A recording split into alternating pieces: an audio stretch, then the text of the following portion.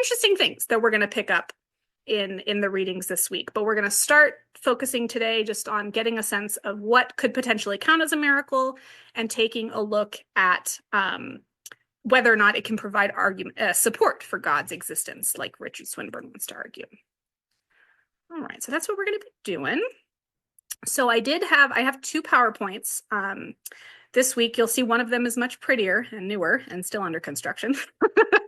So that's just a little intro based on an SEP article. So it's got a little bit more background information than the less pretty one, right? But the idea is that, again, right, we're going to be focusing on strong senses of miracles, right? So anything that could just potentially be a coincidence, not something philosophers are going to be taking into consideration here, right? Even if that is the case, it's just not going to provide strong enough evidence, right? They're really going like, what's going to give us reason to believe that not only is God the best explanation, but that God exists because this thing has happened.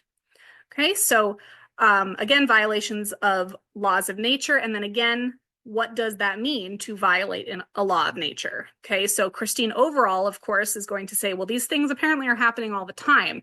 But Richard Swinburne is going to say, no, no, no, true miracles do not happen all the time. It is a non-repeatable counter instance, right? So when Richard Swinburne is talking about a miracle or a violation of the law of nature, he's talking about one time, right? So if anyone is claiming that a miracle has happened more than once, it's already not a miracle, okay? Those are not going to be the things that count, right? So like, oh, what are some other ones? Like Jesus showing up on a slice of toast, or statues crying, right? There are potentially perfectly good explanations for those things that are already consistent, right, with laws of nature. So these are non-repeatable, absolutely. Okay. Yeah. Yes. Right. And so this is a place where Swinburne is relying more on scripture than most philosophers would feel comfortable doing. Right? But you'll notice that in his paper, he does not use scriptural examples of miracles. He's going to give you a secular one of like turning on a light switch, right? And something happening in a room next door, right? So he's going to give you examples that don't rely on scripture, but he is definitely going to consider those scriptural instances as strong instances of miracles. Yes. That's good. Right, because Jesus wasn't turning water into wine all the time, right? Like, these things happen one time in very important moments. Good. Okay.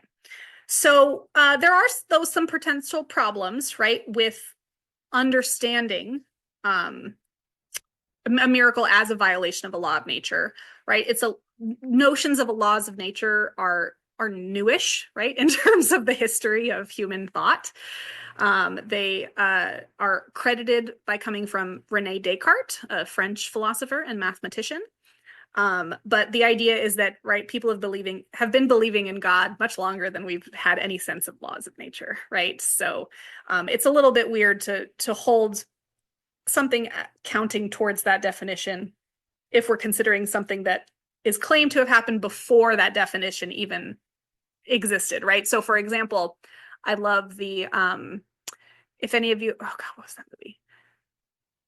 I'm forgetting the name, but it was like about the Aztec peoples in Central America. I think Mel Gibson directed it. Sorry, he's the worst. Apocalypto. Yes, Apocalypto. Thank you. Right. So there's this amazing, not amazing, it's gruesome scene where they're, sacrificing all of these people that they've captured from the neighboring villages. Right. And they're sacrificing them to the gods, right, to bring about their favor, right, and to make the gods happy. And right before the protagonist is about to have their head cut off, what happens? Sense of laws of nature that could account for that. So of course that seemed like a violation of a law, right? So again, what counts as a violation? What are our laws? Who's determining them? That's all very contextual in terms of what's counted as scientific knowledge at the time, right?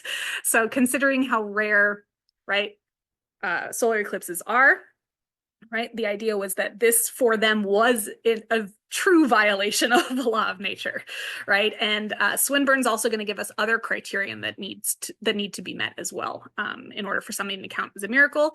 Hume has his own set of criteria, and it's important to know that for Hume, nothing will ever meet that set of criteria. Right? Nothing ever checks all the boxes. That's his skepticism, right? But his biggest critique is, again, psychological. It's about people and the fact that we like to tell tales and we can never get large groups of people to agree on what happened, right? And that's one of his requirements. So, yeah. What are we considering to be a violation of a law of nature? What is even a law of nature at this point, right? And then there's also the question of figuring out what the cause was, right? Was it actually God's intervention or something else? Because again, as we talked about with the teleological arguments for God's existence, not everybody sees harmony in the universe, right? A lot of people see chaos. So is every chaotic thing, right, that occurs potentially the will of God, right? Doing these, like the fact that the Earth was hit by a giant asteroid, right? Was that a non-repeatable counter instance? We don't know yet, right? Even if it was consistent with the laws of nature, it seems to satisfy Swinburne's notion, right? It hasn't happened since, right?